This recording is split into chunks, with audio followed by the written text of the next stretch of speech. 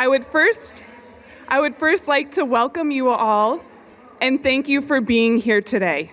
My name is Caitlin Miller, and I am so grateful to see so many women, both new and familiar faces here today as we learn to own it with Brenda Clark Hamilton. Before we dive into things, I'd like to acknowledge the wonderful individuals who are responsible for this event.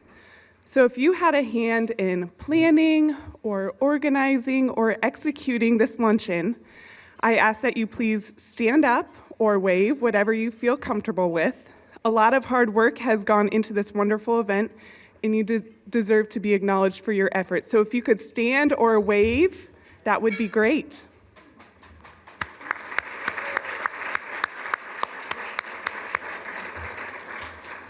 A couple of announcements before we get started. If you could please make sure that you register for our follow-up event on February 10th, that's next Thursday. This follow-up session will take place via Zoom, and it will allow for an opportunity for breakout discussions and another opportunity to re-engage with today's speaker, Brenda Clark Hamilton.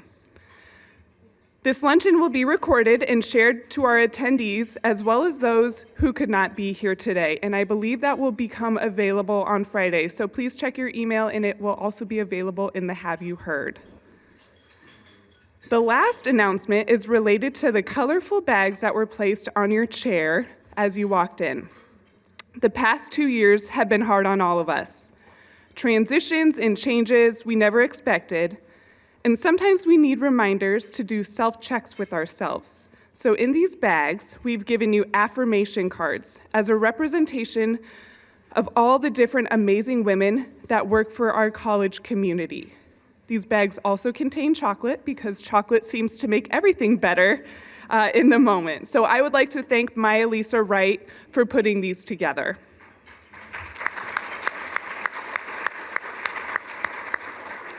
This also leads me into our giveaway. So all of our attendees were randomly added into a drawing. We have already pre-drawn those names, so if I call your name, we have books in the back of the room. You can feel free to go and collect your book after I call your name, after you finish your meal, whatever you are comfortable with. Ramona Taylor, Sarah Matheny, Sherry Halavacek, Mary Ann Ryan, Shelby Miller, Victoria Dabler, Molly Schwartz, Ann Berndes, Megan Toll, and Amy Schneider. Congratulations. In addition to sharing this day with you all, I also have the pleasure of inviting Kirkwood Community College President, Dr. Lori Sundberg, to the stage to share a few words.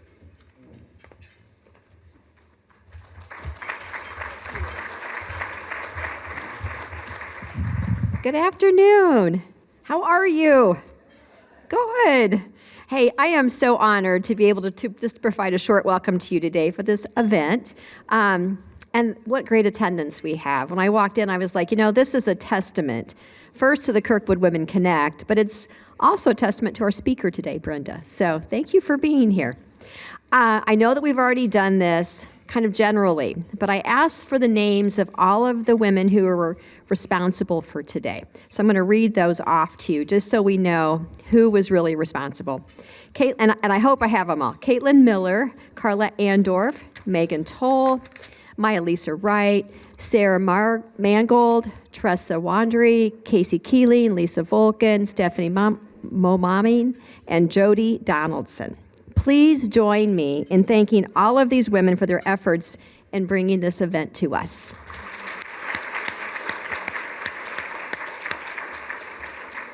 So our presentation today, Own It, with Brenda Clark Hamilton, is going to be a good one. And if there's one thing we need today in the midst of this pandemic, is the ability to maintain our passion for what we're doing here and to do that with strength, integrity, and confidence. So events like this, they really help to sustain us in a time when we're really facing a lot of energy depletion with things going on around us. So I'm excited that Brenda's here. And so without any further ado, I just want to say welcome to you one more time. I'm really happy that you chose to be here today and enjoy the presentation.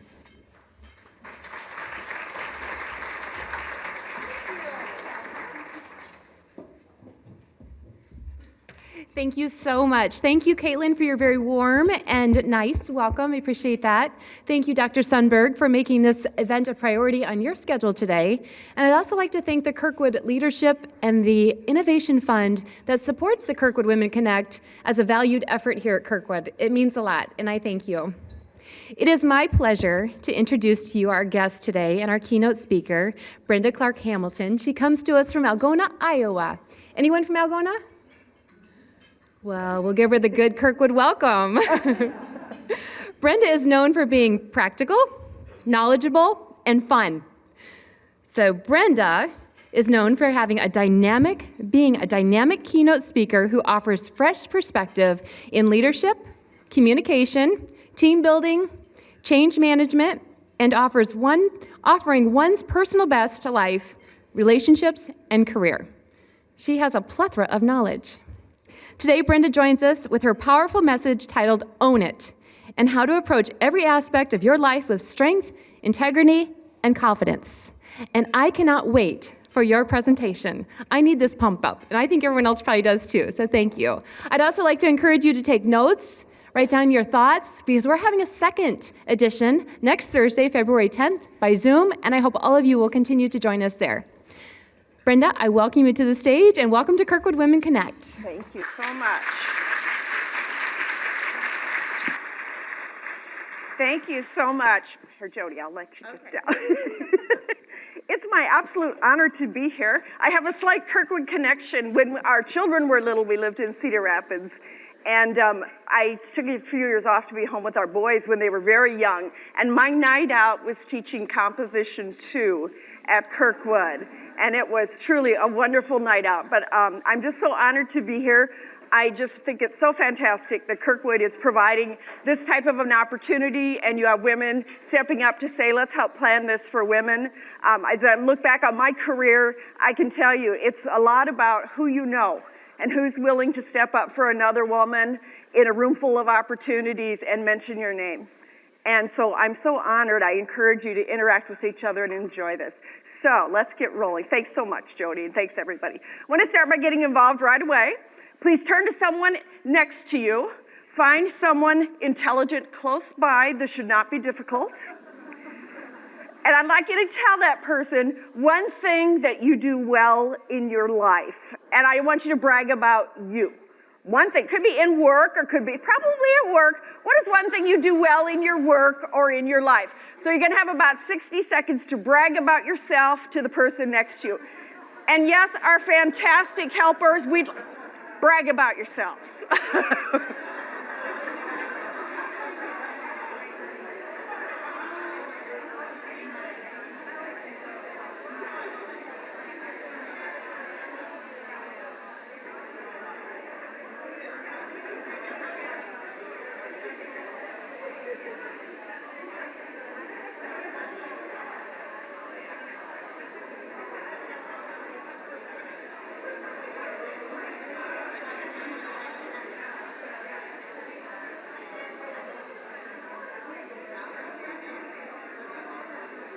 Awesome. If you could start wrapping up that thought.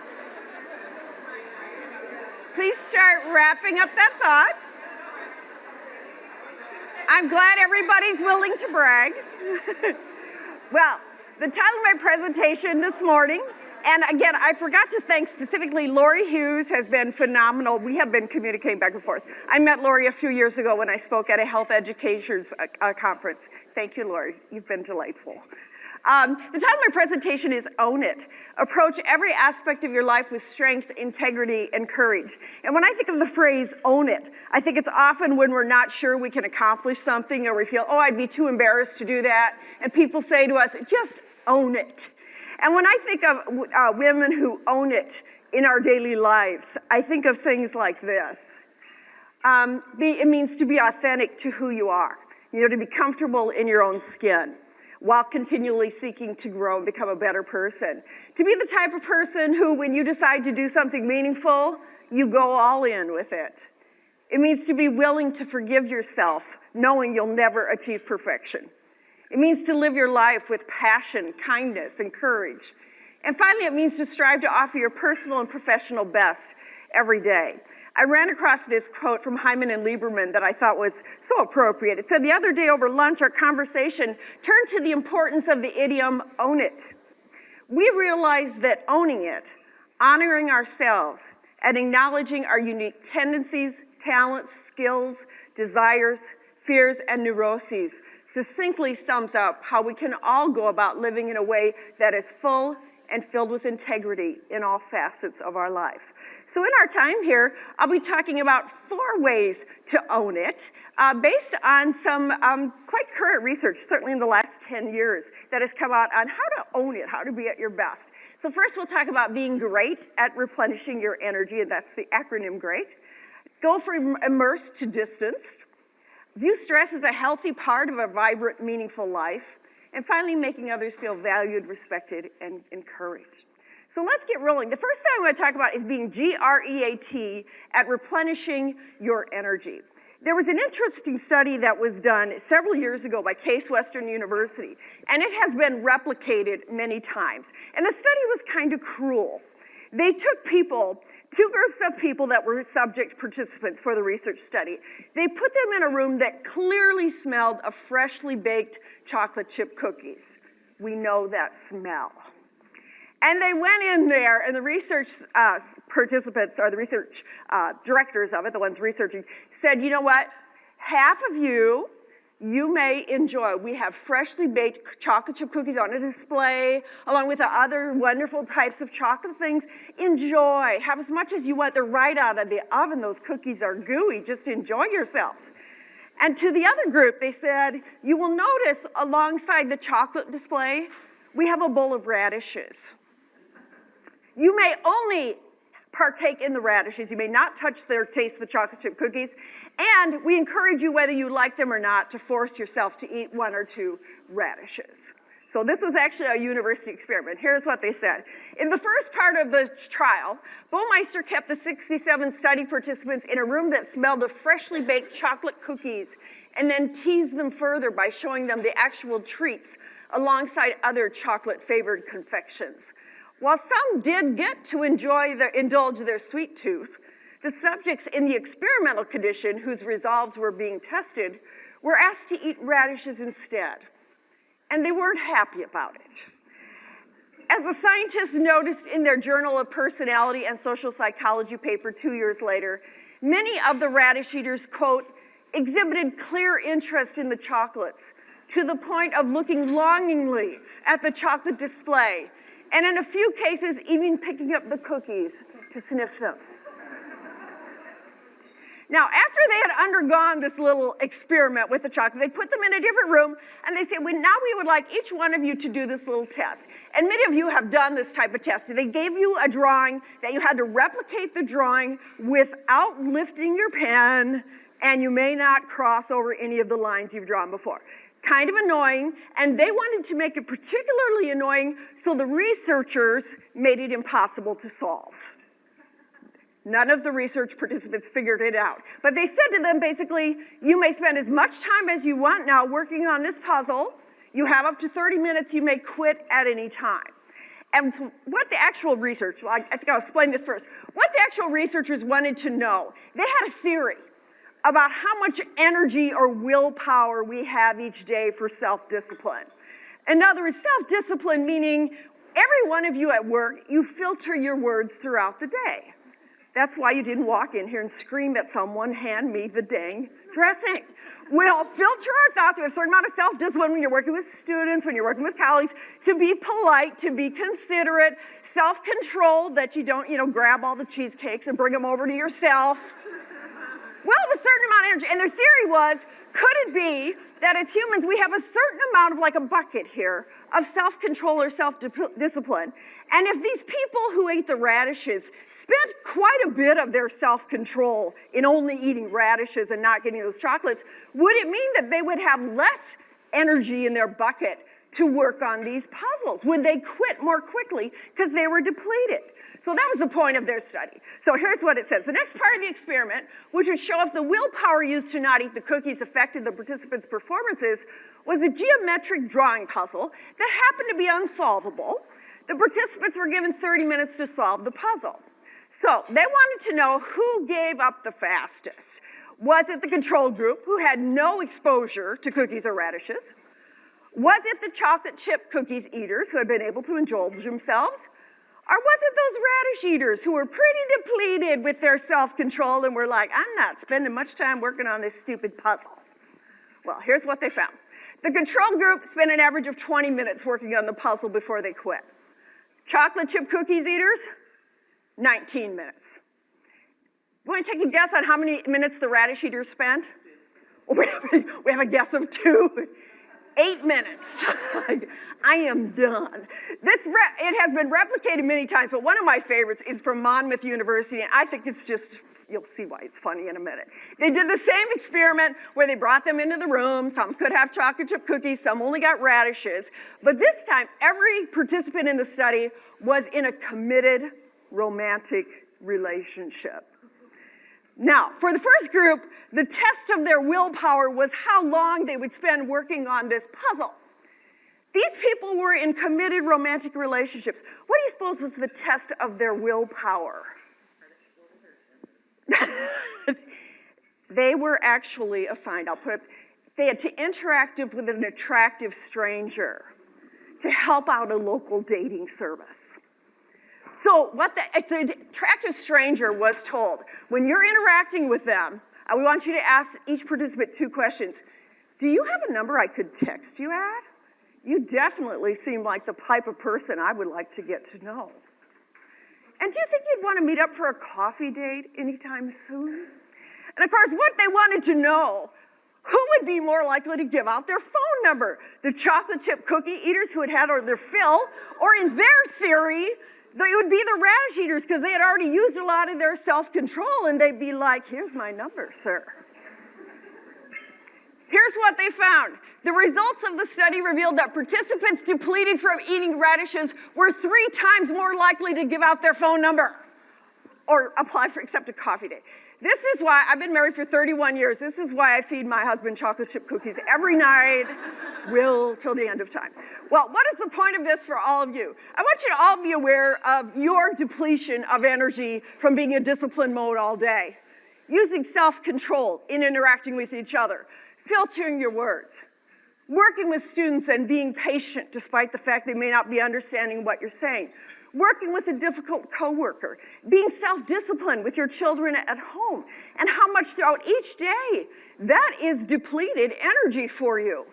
And you have an energy drain throughout the day, and it could be from anything from filtering your words, being excellent with people, being self-disciplined and making yourself exercise, whatever. You're depleted at the end of the day. Now, I know most or all of you in here, let's look by show of hands. How many of you work with a lot of people throughout the day? By show of hands. How many of you feel pretty darn tired at the end of the day?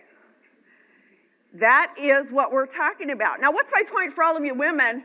You definitely need to take the time and make it a priority to care for yourself. And at the end of the day, when you have any free time, make it a priority. Not the last thing on the list before I've cared for everybody else, but your priority to say, I need to do something rejuvenating. Please turn to someone next to you again and answer this question real quickly. When you have time to yourself, what is something that is rejuvenating to you? Is it time alone? Is it reading? Is it gardening? Is it exercise? When you have time alone, what is an activity? You're just going to have about a minute for this, so grab someone close by. Share that for a minute if you would.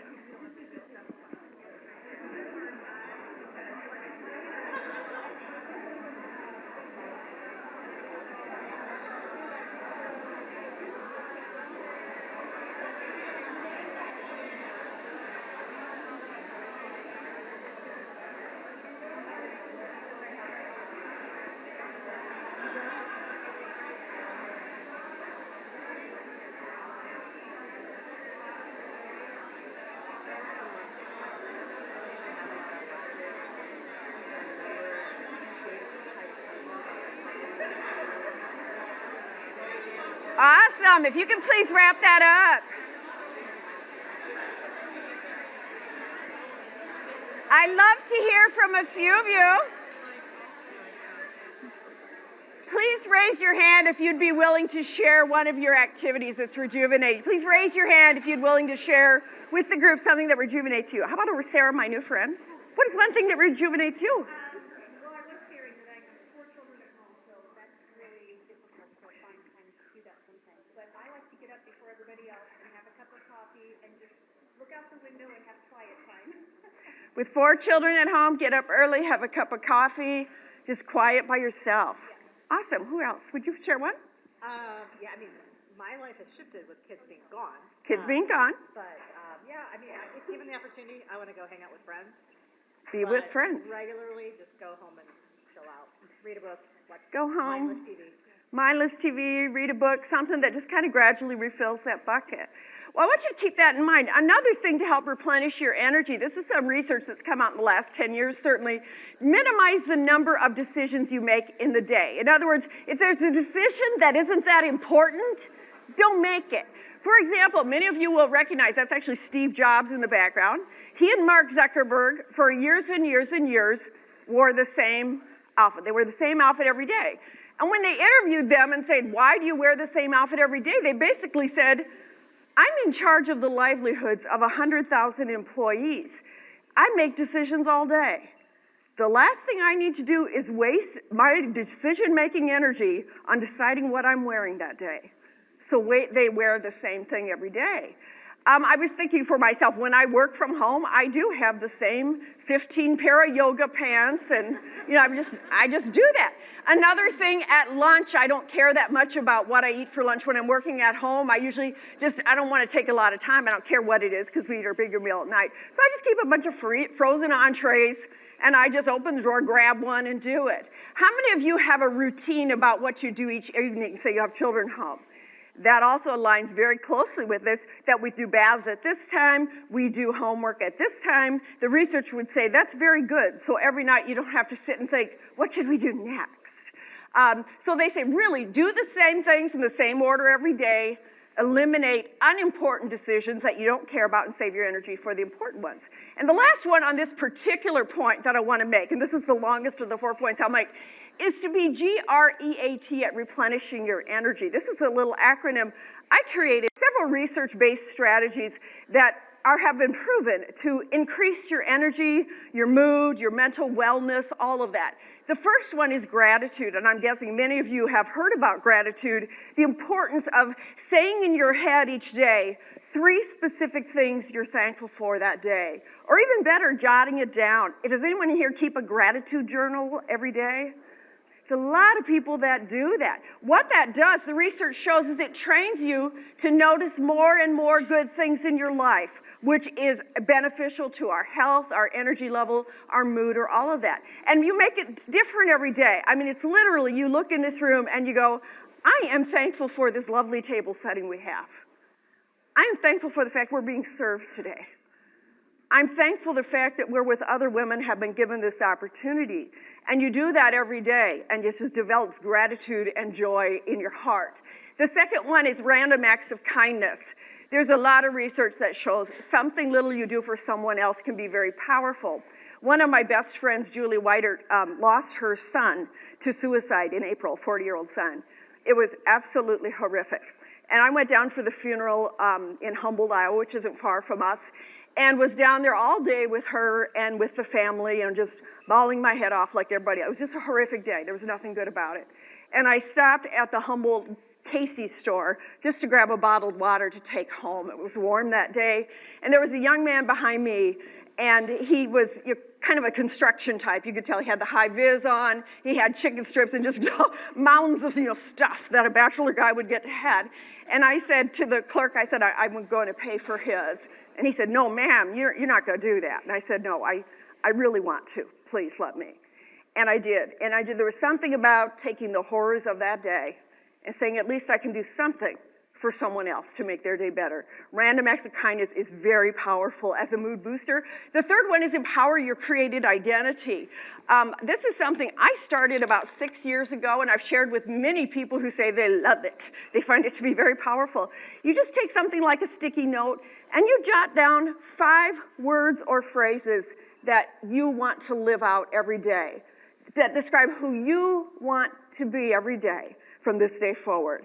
And what I did is 6 years ago, I put this list. It's been the same since. I could change it if I want, but I like it. And then once I have this list, I repeat it at the start of every single day. Obviously, before I speak, I do a prayer ritual, and I always say, help me to be. And my list is loving, kind, joyful, genuine, and inspirational.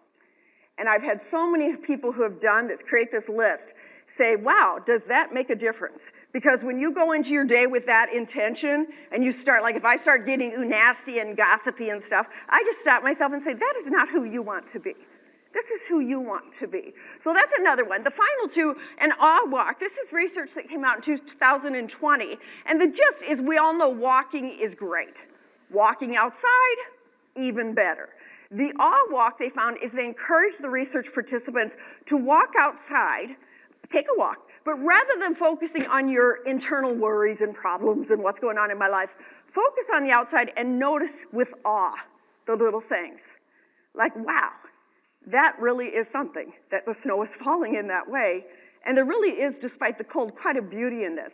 I think you can even do this indoors. I've done this sometimes with, anybody else a cat lover? Sometimes I get teased because I'm a little bit of a crazy cat lady. That sometimes I will look at my little Atticus finch and just think, I will just look at him and think, you are such a precious little being who adds so much joy to my life. That's awe.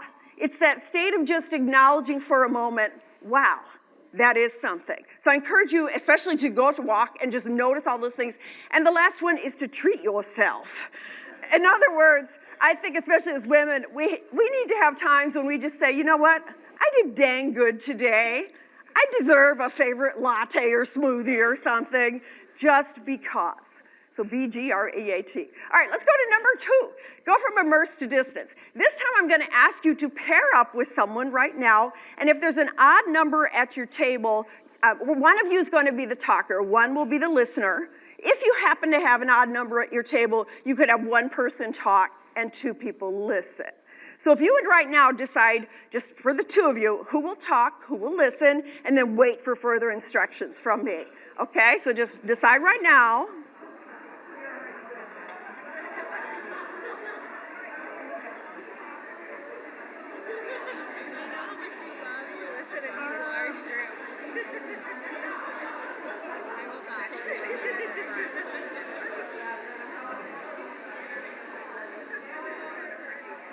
Okay. Please raise your hand if you're one of our talkers. Okay. When I say go, you are going to take about 90 seconds. I'll just kind of rough it, about 90 seconds. And you're going to talk to your person about what a terrible day you had. You're going to say, oh my gosh, I had the worst day ever. And even if you have to make stuff up, you may. Like I got into my car and there was a zebra in there. You know, whatever you want to do. Or you could go your actual day. But the point is, you're going to talk starting with, I had the worst day ever. And you're going to tell them about this bad day. Listeners, you're just going to, listen empathetically. You can say things like, oh my gosh, zebra, that must have been scary. Whatever. But your idea is that you're going to listen. So again, talkers are going to talk about how bad your day was, starting with, I had the worst day ever. Any questions? All right, go.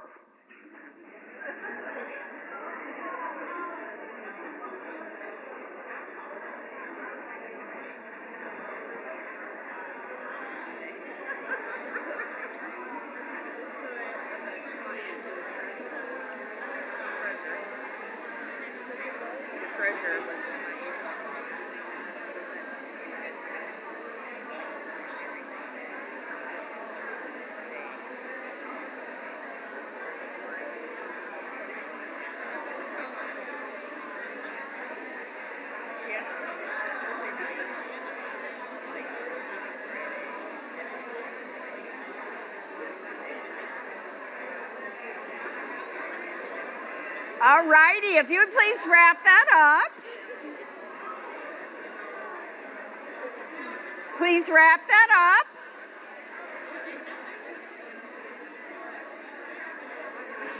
I wish I had a little ding, a little bell. Bing, bing, bing, bing, bing. All right, now, the other step of this activity is same person's going to talk.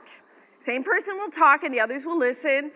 This time you're going to tell about your bad day, but bear with me, you're going to do it a little differently. This time you're going to tell the same story about your bad day, but you're going to tell it from the third person perspective, as an outsider. And I know it's going to feel a little weird, and there's a method to my madness. I'll explain that later. But if it was me, I would say, oh my gosh, Brenda had the worst day ever. She went to get out to her car, and it wouldn't start. Then when she finally got in there, she noticed a zebra in the back seat, and that really threw her for a loop. So you're going to tell about your same thing, but from the third person, as if you're an outside narrator narrating it. Any questions? All right, go.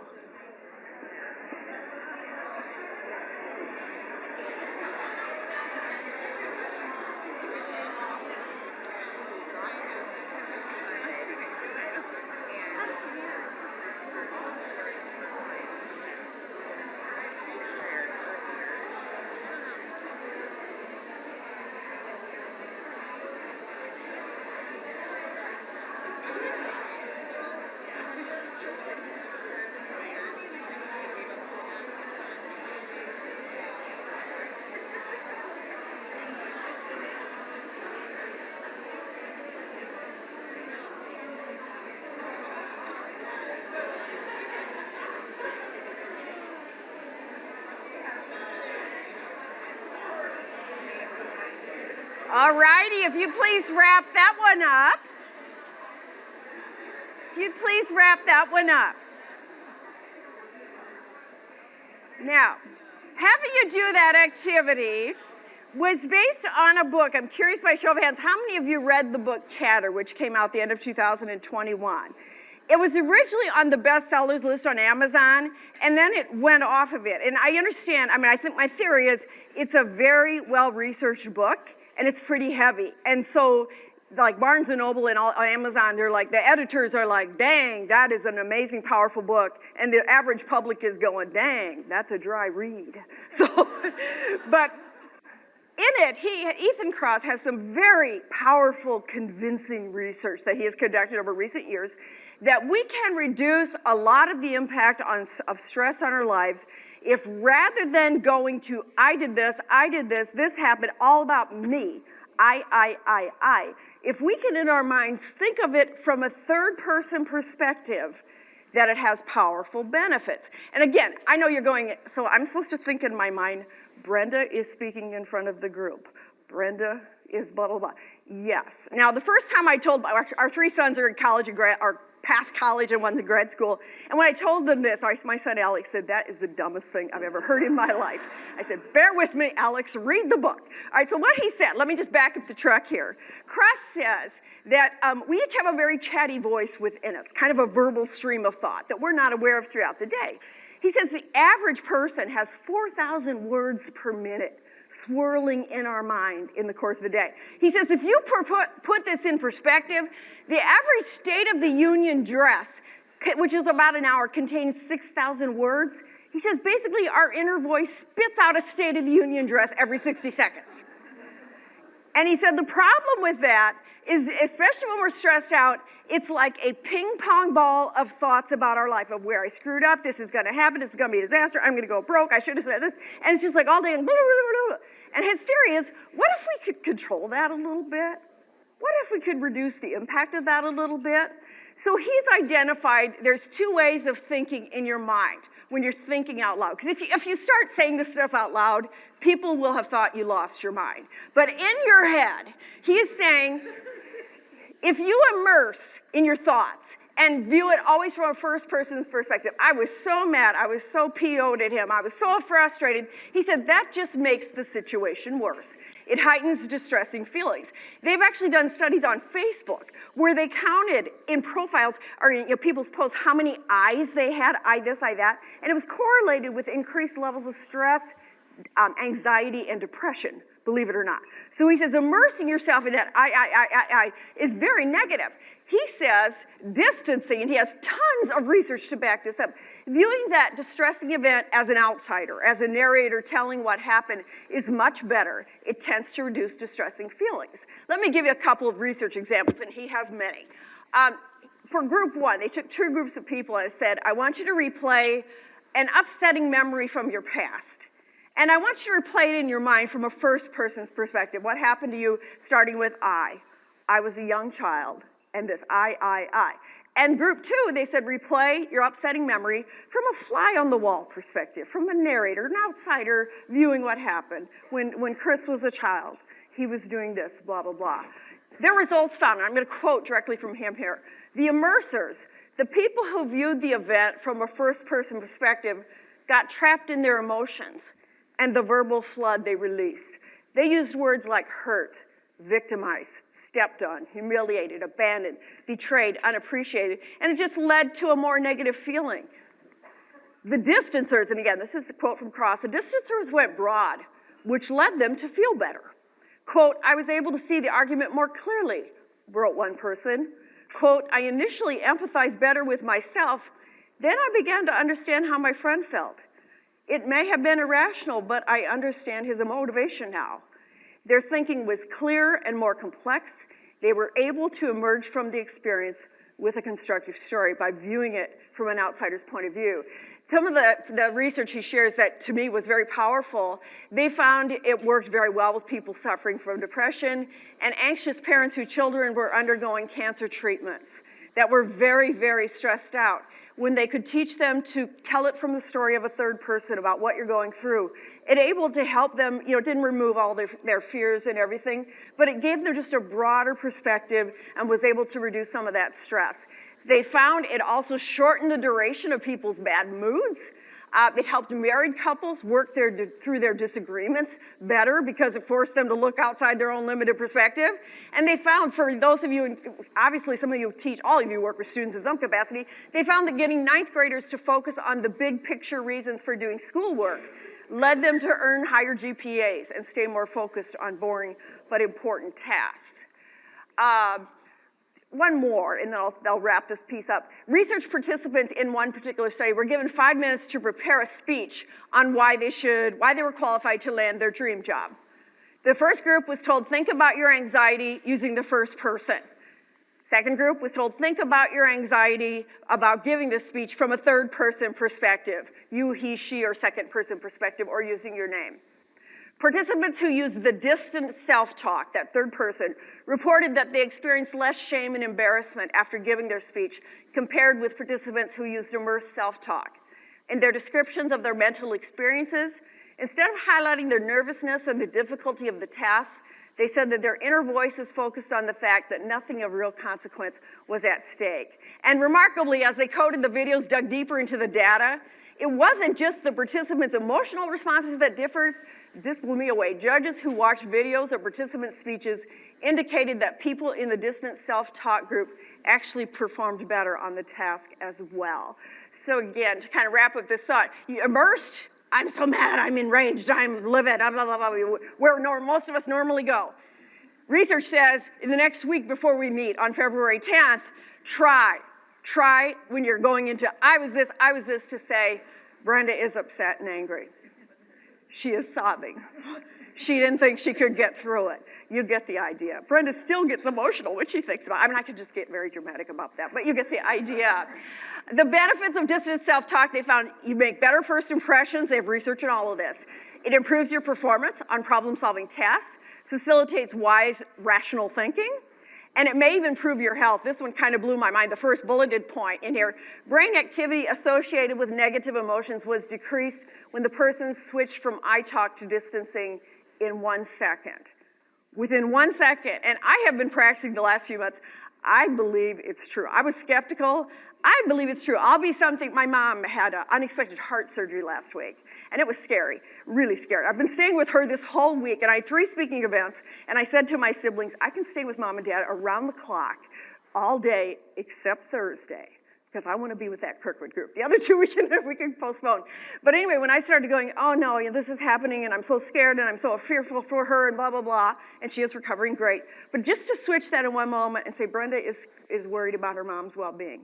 Brenda loves her mom very much and doesn't want to lose her. There was something about that. It instantly kind of gives a little release to her. They also say it's very helpful to say to yourself a little pep talk in the third person. Brenda, you got this. Okay? Last one I want to share on this is Mr. Rogers, which, everybody loves Mr. Rogers. We all love Fred Rogers. I always think Fred Rogers was the ultimate creative guy. I mean, he wrote all those episodes. He knew what he was doing. They found an old journal of his from 1979. He had taken a little break from doing his episodes and everything of Mr. Rogers, and he had to go back to work and start writing again, and Mr. Rogers got scared if he could produce again. Isn't it crazy? You think about our own anxieties. Do I still have it? Fred did that. But I want to watch as he writes his journal article and then how he ends it, the last sentence. This was actually from Fred Rogers. Am I kidding myself that I'm able to write a script again? Am I really just whistling Dixie? I wonder. If I don't get down to it, I'll never really know. Why don't I trust myself? Really, that's what it's all about. That and not wanting to go through the agony of creation. After all these years, it's just as bad as ever. I wonder if every creative artist goes through the tortures of the damned trying to create. Oh well, the hour cometh, and now is when I've got to do it. Get to it, Fred. Get to it. He used that third person. Isn't he great, Wendy? Don't you just? It's very cool.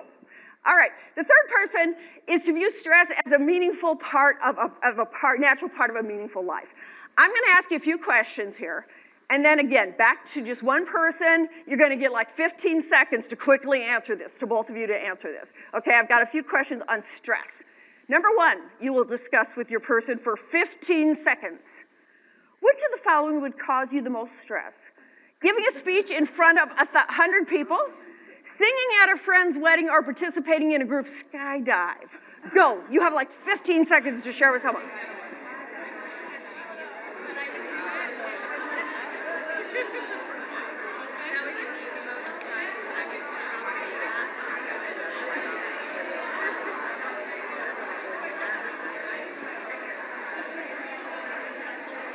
Question number two. Question number two. What is one part of your work that you consider stressful? One part of your work that you consider stressful. Go. One part. You only get one. One part of your work.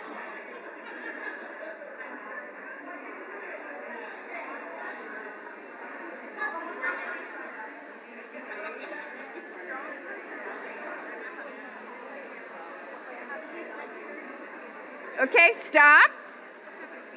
We're going to skip number 3 because we discussed that earlier. We'll skip that one, but the last question I want you to discuss is this. Do you consider the stress in your life to be a good thing or a bad thing? 15 seconds.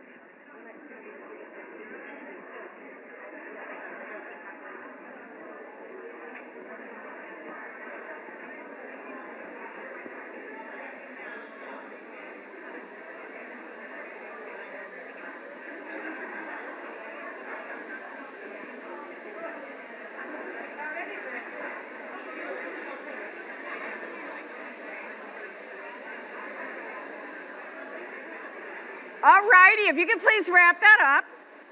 I'm going to share with you a 30-second video. Raise your hand if you've seen this video. I'm not a cat. Okay, this is about a man having a stressful day in February of 2021. He's an attorney in Texas. They're doing virtual court hearings in Texas. So you can see that the virtual court hearing is ready to start. The judge does not have his camera on, so you will hear the judge's voice on the outside, and the 3 attorneys have logged on with their camera on. You may notice that one of them looks a little unusual for a lawyer. He was using his assistant's computer. Her little girl had been playing on it. She put a cat filter on it, and they started the hearing, and he could not get it off. So I'm going to play for you. It's like 30 seconds, and what you're going to see throughout. The other 2 attorneys, they're just kind of taking this all in. But the little kitty cat, his little eyes are darting, And his little mouth is moving because he's whispering to his assistant, can we get this dang thing off of here now? So, I shall play I Am Not a Cat. All right, come here, I gotta find it. There we go.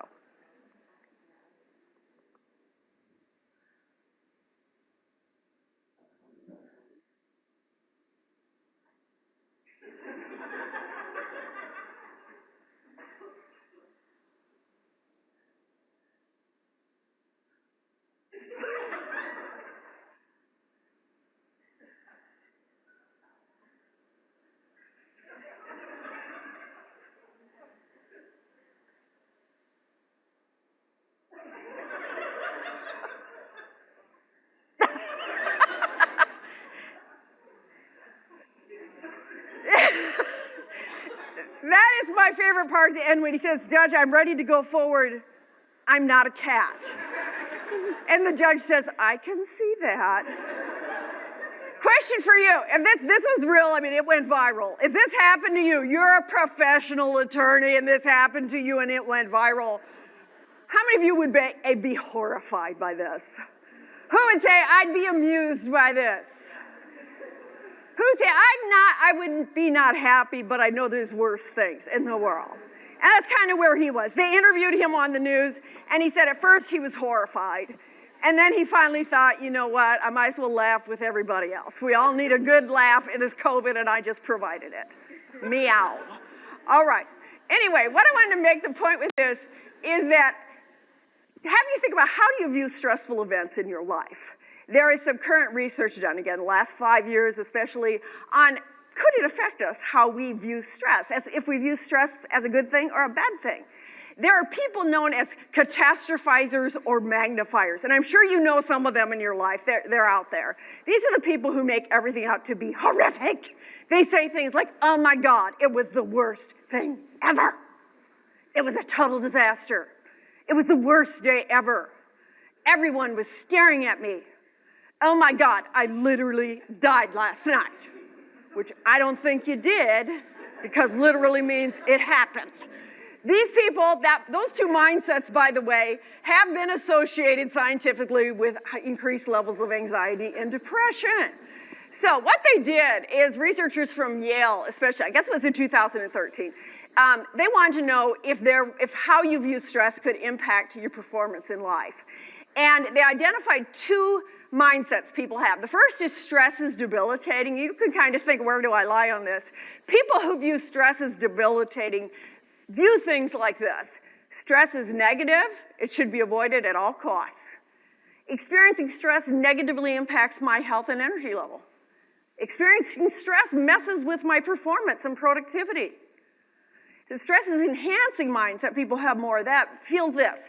A certain amount of stress in my life is a good thing.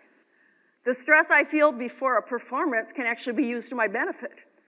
Many times, stress motivates me to dig in and tackle a project. Well, they did a few experiments. I'll just share a couple of them. One of the most famous, they did a study. They took 380 bankers, randomly divided them into two groups, and showed each group a 3-minute video on stress. The only difference was kind of the focus of the video on stress. This group's video showed 3 minutes saying stress is bad. All the things that we normally think of. You know, you're going to get high blood pressure, might negatively impact your organs over time, you may not sleep as well. They basically said stress is bad. This video, and they didn't lie to them, but they just spent 3 minutes saying, you know, some stress in your life is a good thing. The fact that all you women in here have stress in your lives right now means you're trying to do something meaningful, like hold down a job, impact students' lives for the better, contribute to society, pay my bills, raise a family, be a contributing member of society. That stress is good. Well, what they wanted to know, once they did that, stress is bad, stress is good, 3-minute video, the researchers wanted to know, could watching a 3-minute video impact these people over time? Here's what they found. The results of our study were highly significant. Those who had watched the video highlighting the enhancing rather than debilitating effects of stress reported a 23% drop in physical symptoms associated with distress, such as headaches, backaches, and fatigue. What's more, on a scale of 1 to 4, productivity assessment moved from 1.9 to 2.6, nearly a 30% increase. They go on one more. In the bank video study, we found that individuals who endorse a stresses-enhancing mindset reported having better health than those who endorse a stresses-debilitating mindset. Specifically, respondents reported fewer symptoms of depression and anxiety while also reporting higher levels of energy.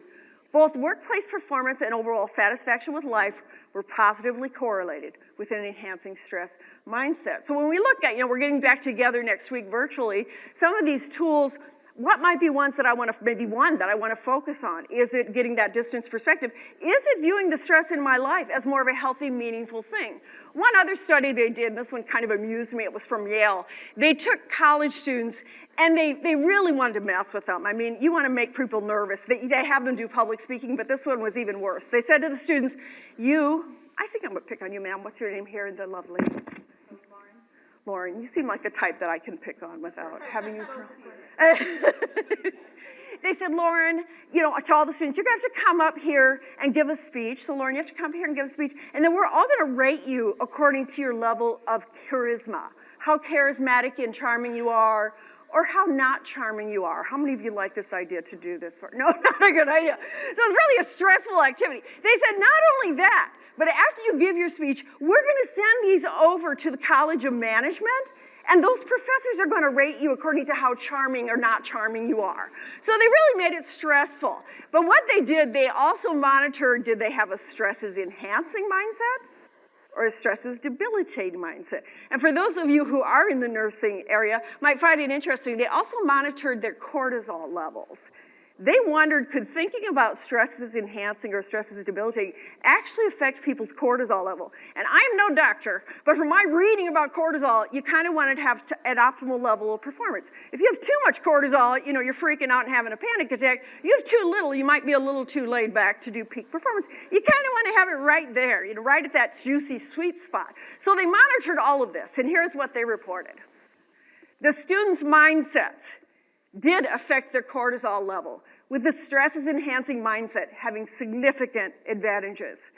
The stresses-enhancing mindset seemed to help regulate the students' levels of cortisol so that they achieved peak performance. It was amazing what they found, that if the student went in with a really high, cortisol level was just off the charts, and yet they were able to say to themselves, stress is a good thing, it leads to a good performance, it was able to drop them down to a peak level. If they were too laid back going in, too little cortisol, having a stress is enhancing, stress is good for me, was able to boost them up right to that peak level. It's really sort of fascinating if you read it. They also found that those students who felt stress is helpful were more likely to said, bring it on, I want the feedback. Go ahead, I can deal with it. So kind of interesting there. So rethink the impact of stress in your life. They actually stated embracing stress may be more important than reducing stress. Embracing it. Saying, you know what, I'm stressed because I'm doing meaningful things in my life. And that's the truth of it. They actually said if people actually embrace the concept of stress, it can make them stronger, smarter, and happier. Viewing stress as a helpful part of life rather than as harmful is associated with better health, emotional well-being, and productivity at work, even during periods of high stress. So they recommend 4 helpful mindsets to adopt when it comes to stress. First of all, view your body's stress response as helpful, not debilitating. So view stress as energy you can use. View yourself as able to handle and even learn or grow from stress. View stress as something that everyone deals with, not something that proves how screwed up your life is. And view stress as a sign of a vibrant, meaning-filled life. And I'm not going to take the time to read this whole quote, but it'll be in your packet. And the gist of it says, when they've looked at who has the most meaningful lives, it happened to be those who also report having a significant amount of stress in their life. And they said there's a correlation. If you're feeling a lot of stress in your life, you're probably trying to put yourself out there and do a lot of good things. So just keep that in mind. All right, the 4th thing I want to talk about, making others feel valued, respected, and encouraged. Again, I'm going to ask you one last time to turn to the person next to you. If that person is getting on your nerves, feel free to move around, find someone more pleasant.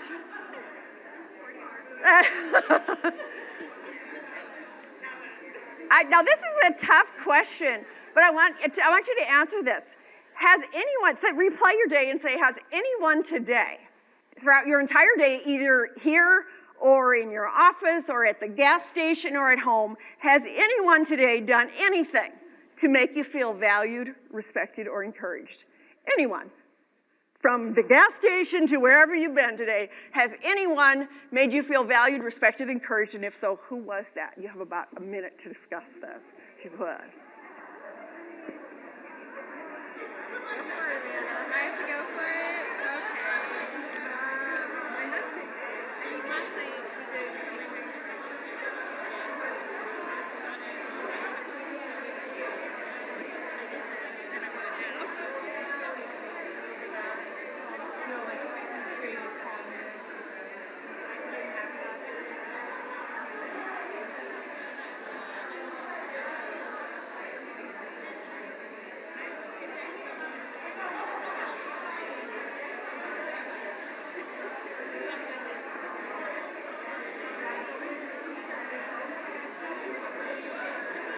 All righty. I would love it if I could hear from one or two of you who would share what anyone has done to make you feel valued or encouraged today. And it could be the smallest thing. Usually when I ask people, it is the smallest little things that make us feel encouraged or valued. Please raise your hand if you'd be willing to share something. And it can be minute. Yes, ma'am. There's a young man who's a newer leader, and he just asked for some help in improving his leadership style, and that made me feel valued. Younger man asked for some help in improving his leadership style. That is certainly a sign that I value you. Love it. Anybody else? Yes, ma'am. My husband and I have a thing that we try to do every morning. We will share something we're looking forward to during the day and kind of try to give each other some words of encouragement before we go to work. Lovely. Every day before work, she and her husband share something they're looking forward to and share words of encouragement. How lovely. Wow. I'm impressed. Is anyone else going, I need that husband? No, I'm just kidding. Well, what I want to talk about, and I'm aware that some of you have to leave, and I understand that, but I'll wrap up here in the next 10 minutes with, I want to make this final point about the importance of helping others feel valued, respected, and appreciated. Little story about this. I think of the phrase, heal someone, heal yourself. It was a couple of years ago. It was in November of 2019. Normally, as a speaker, I speak at about 100 events a year, and during fall, my busiest seasons are spring and fall, because that's conference season in the Midwest.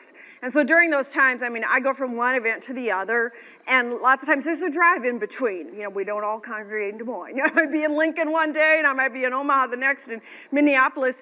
And so usually it's an exhausting time, but I always know it wraps up in early November, so I get some rest. Well, in the fall of 2019, it didn't wrap up. It just kept going through November. I'm not sure why that was. And it just kept going. And through the end of November, and it was like that last Friday in November, I woke up in a hotel room in Des Moines, had to speak that day all day. It was my fourth speaking event in a row, all day to the Iowa workforce development people in downtown Des Moines, all day, facilitate the retreat. And I woke up just emotionally, physically, mentally spent. And I mean, I love my work, but I just was done. I was in the worst mood possible. And I thought, oh, I tried, playing YMCA and dancing along with that. That did nothing. I tried praying. I tried writing what I was grateful for, what I was anticipating. Nothing was working. So I got my suit on and I went down to the free breakfast in the hotel lobby and then came back up to gather my bags to go out. And as I went out and came back, there was a housekeeper about my same age who was getting ready to clean our rooms after we left. And she looked about my same age, and she looked as tired as I felt. She looked like she equally was a spent woman. And I went into my room, and I gathered my stuff, and I thought, well, I'll leave her a little note with thanking her for keeping the room so nice with a few dollars. So I went into my purse, and I only had two $50 bills. I had no ones. I hardly use cash anymore, and the bank keeps giving they give you those big bills, and who spends a $50 bill, honestly? So I had these two, and something in my mind said, okay, just put your bags on your shoulder and put one of those in your hand, one of those $50 bills. And I walked out in the hall, and I truly didn't know what I was supposed to do. And I just walked out there. I said, good morning, and she said, good morning. And I said, kind of sheepishly, I didn't want to push my faith on her. I said, but I'm a spiritual person. I believe in God. And she said, I do too. And I said, well, God told me to give you this and to tell you that everything's going to be all right. And she immediately started crying. And she hugged me, and we were both crying. And I just said to her, everything's going to be all right. And I walked out to my car, and I just felt so much better in an odd way of sharing my sadness and saying, you know what, there's other people struggling. I think for all of us, we're all struggling a little bit. And to say, if I have something to offer, to do that. I would encourage you, I love this little phrase that I saw, this little diagram that says why you should be kind to people. The big circle is someone else's life. The little dot is what you know about it. And that one of the things I think as women that we can do to build up women throughout Kirkwood and throughout the world is to encourage one another, to uplift each other. When there's a room full of opportunities to share the name of a woman you know who is talented and who might be able to step up and fulfill that role, to encourage each other, build each other up. Another thing I want you to think about, this has become kind of a popular phrase in the last year, please be aware of the energy you bring into this space. One of my regular clients is in Humboldt, Iowa, and their CEO is Molly, and they have about 170 people. It's called High Capacity. They're manufactured. Molly's the CEO, about 170 people, and I've worked with them many times on all employees about attitude, mood, blah, blah, blah. And one day I went for our usual training room into their boardroom, and there was a sign on the door that said, please be aware of this energy, please be aware of the energy you bring into this space. And I said to Molly, did you make that? And she said, yes. And I said, I like it. And she said, well, you know, so many times we go in here to make decisions that impact 170 families' lives. She said, the last thing we need is one of us coming in here in a bad mood, being snarky and looking at everything negative, and we make a bad decision that affects everybody. She says, I'm encouraging each one of us to stop at the door and say, what are you bringing in here? And I think that applies to all of us when we enter our workspace and when we enter our home. To say, what am I bringing in here? Knowing that so often that energy is contagious. Some ways that we want to encourage, greet other people.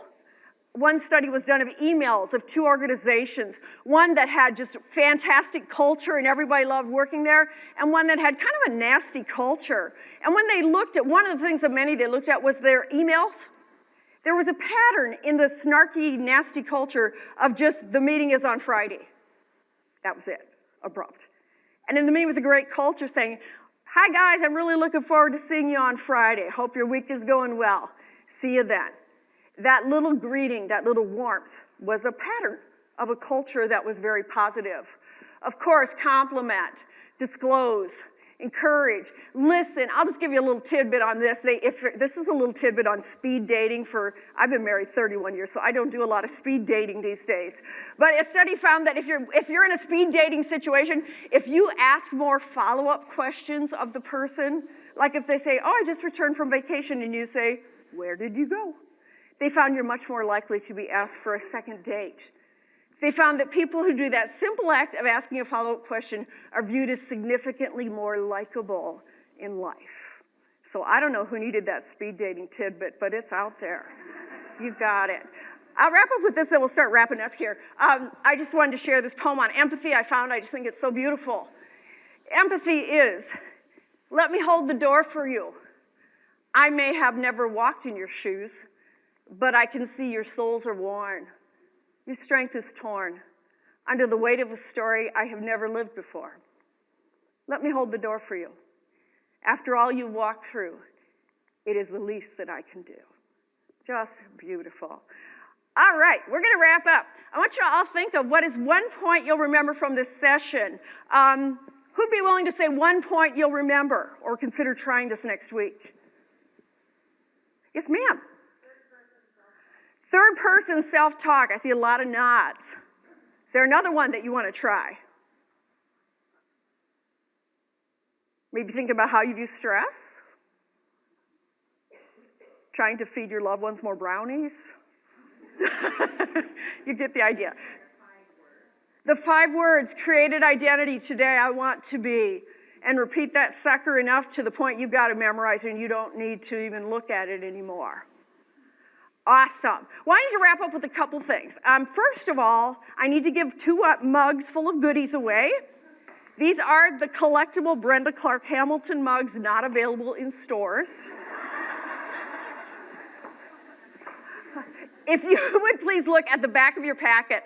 If you have a thank you sticker, please let us know and you'll get one of the mugs. It should be a thank you sticker on the back of your packet. They are random. All right, ma'am, this is for you. And we have one over here. Awesome. Here you go. You're welcome. You're welcome. All right, I'm just going to close with a final quote here. I have one final quote. First of all, please join us on February 10th. I will be broadcasting from the greater metropolitan Algona area. And I'd love to join you and have you think about, have you applied any of these things this week or other strategies that you've used in your own life to help you be well and healthy and strong and confident and to gain as a woman?